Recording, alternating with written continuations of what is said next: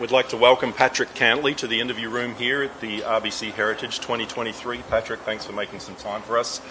9-time winner on the PGA Tour, 2021, 8-time winner, sorry, well, giving you credit, 2021 FedEx Cup champion, coming in here off a busy, really busy week at Augusta National. Just what's it like making that transition from Augusta National to RBC Heritage just down the road?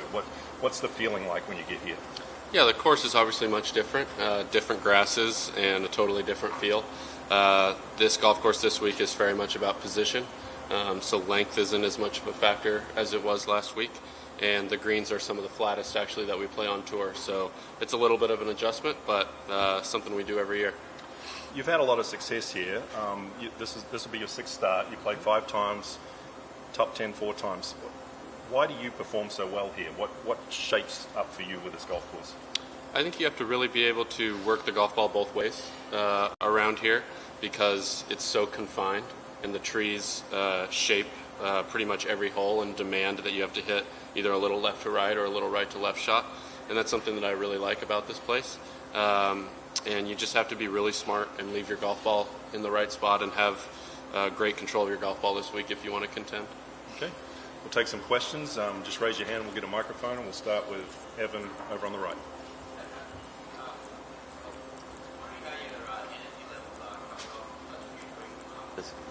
Yeah, last week was a busier week than usual, and with the weather and the early starts, a little tired, but I took yesterday off, so I should be fine.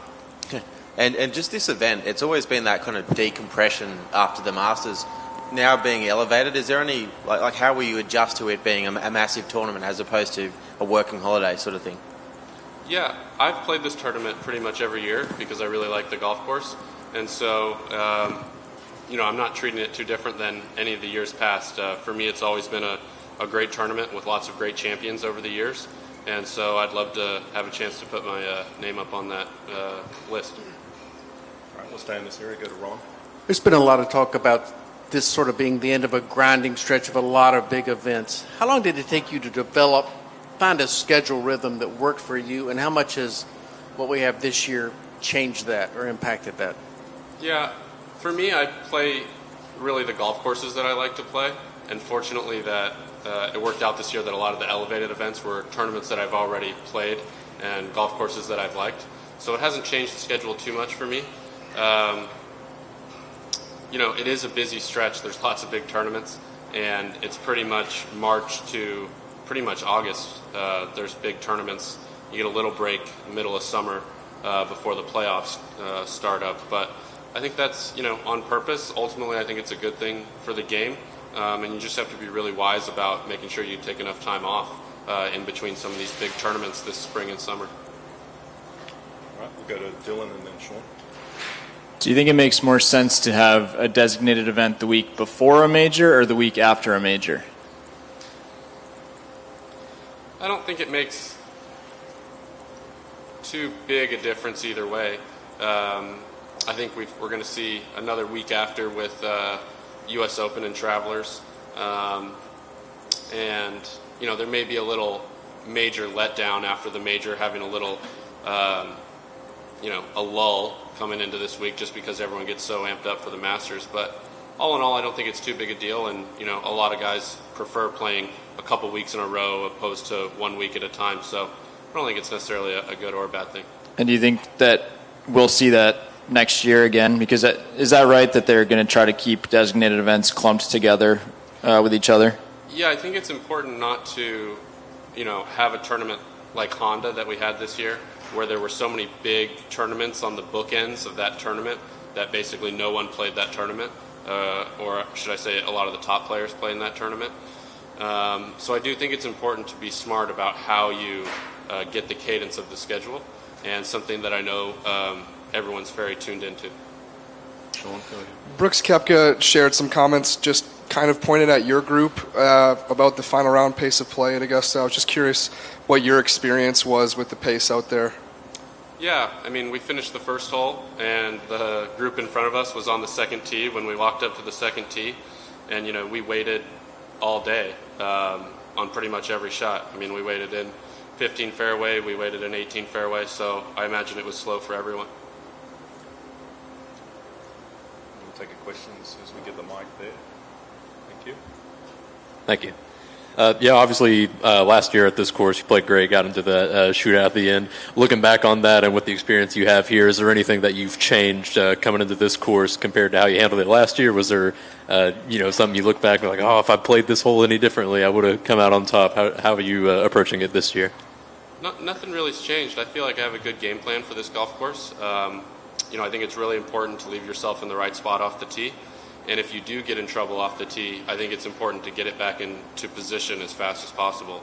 I think mistakes can compound around here because once you get off the beaten track, it can get hard to get back on track. And this golf course really rewards patient, solid golf, which I think is one of my strengths. So it's a golf course I really like. Come down the front. So you've had a couple of good finishes here. Does that send you into this week maybe expecting a little bit more, hoping for a little bit more? Yeah, it's definitely one of the weeks on the schedule that I look at and look forward to because of how well I play the golf course and how much I like it. And I feel like it's one of the better stops on tour for me and gives me a chance to play well. And following up on what you were saying about the designated events, is this an event that you think most players would like to see continue as one moving forward? I think so. As I alluded to earlier, I think there's been a lot of great champions here and a ton of history, and it's one of the iconic stops on tour. And so it's also a different type of challenge this week, given that it's so positional and it's so tree-lined and the landing areas are so small. So I do think it's a nice change of pace from the normal tour event that we play. Go to Alex. Yeah, Patrick, to follow up on the one question, it's hard to believe that 50 guys would have a hard time getting around in twosomes at Augusta National, but they did. Slow play seems to be an issue out here all the time. How do you look at that? Do you see that as a problem? And if so, what is the solution? Yeah, one thing that's interesting sitting on the pack is you get all the numbers and the data, and rounds have taken about the same length of time for the last 10 or 20 years that they currently take. And when you play a golf course like Augusta National, where all the hole locations are on lots of slope and the greens are really fast, it's just going to take longer and longer to hole out. And so I think that may have been what attributed to some of the slow play on Sunday. And then also when the wind is gusting and the wind is blowing maybe inconsistently, that's when guys will take a long time too. And I think that's just the nature of playing professional golf, where every shot matters so much. Okay, in the middle. Go ahead. Patrick, you are one of the great names in the PGA Tour. I want to ask you about the Jon Rahm's performance last week.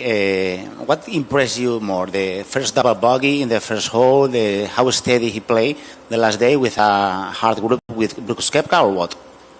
Yeah, I wasn't able to watch, really much. John and I think, had similar tee times, and I think the most impressive thing is just he had the worst side of the wave, like I did, and still won. Just while we're on tee time, speaking of featured pairings, you're in a featured group on Friday morning with Colin Morikawa and Corey Connors. How much do you anticipate when the tee times come out? Do you pay a lot of attention to that to see which side of the draw you get and who you're playing with? I feel like the side of the draw usually evens itself out over the course of a number of years out here. I don't like one way or the other, early, late, or late, early. But you always sneaky hope that you get the less wind wave. Okay. Take one more from Sean. A lot of guys, when they talk about courses on tour, they reference whether or not they seem fair. They use that word, fair, a lot. Does this strike you as a fair golf course? I think some golf courses are more fair than others. One of the reasons why I like Riviera is I think it's maybe the fairest test that we play all year. And fair means probably different things to different people. To me, it means that a large number of the shots aren't more important than the other shots. And so we'll play a place like TPC Sawgrass, where the wave that you get or a wind switch could be 2 shots. At Riviera, a wind switch usually just means you're playing from the front apron and you have an easy up and down, if it were to blow, be coming at you and pick up. So that's why I think Riviera is fair. This golf course has a lot of fair holes, but then you get like 14 on the back nine, which you can see carnage there, that par 3, because there's such a small area.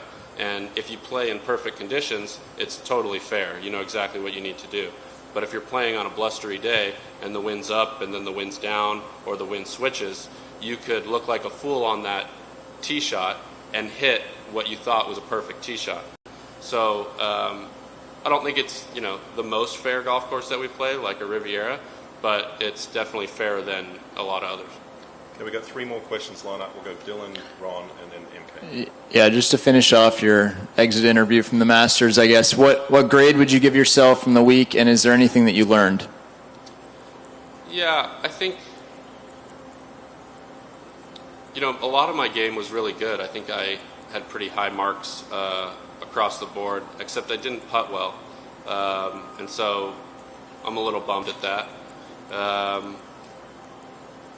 You know, I think it's just good to see Augusta in every condition. I hadn't played it, you know, when it was raining that hard or that soft before, and so it definitely makes it a different challenge. You know, we've had a number of years there now with less than ideal weather, so you know, it's a golf course that probably plays best when it's, you know, firm and fast. And so, you know, if we get another rainy year, I think, you know, that the memories from this last week will help if we have another year like that. Okay, Ron, and then MK. As you talk about this golf course, we hear players talking about using their imagination and shots and all that. Can you do more of that here, or do you have to resist that temptation because the corridors sort of define what you do? Yeah, I think you have less options, but you still have to shape the golf ball. So you need imagination because you're always having to hit shots that are turning, even on some of the straight holes because there's trees that are in the way. And then add in a little wind. You know, you do have to have some imagination about how you're going to shape your golf ball, but it's less of a blank canvas and more of a color between the lines. Hey Patrick, when you look at your performances here, are you encouraged by your play, or is it at all frustrating that you haven't won this event? No, it's definitely encouraging. I think the more chances you get to win golf tournaments, that's eventually how you do win lots of golf tournaments. The guys who win don't just win and then finish 10th. You know, they have lots of top finishes, and then some of the weeks they win. So, you know, it's definitely a golf course that I like, and all the good play that I've had here, I think, is, you know, great for the future for me around this place. All right. Thank you, Patrick. We appreciate your time, and good luck getting your 9th victory this week. All right. Thanks, Mark.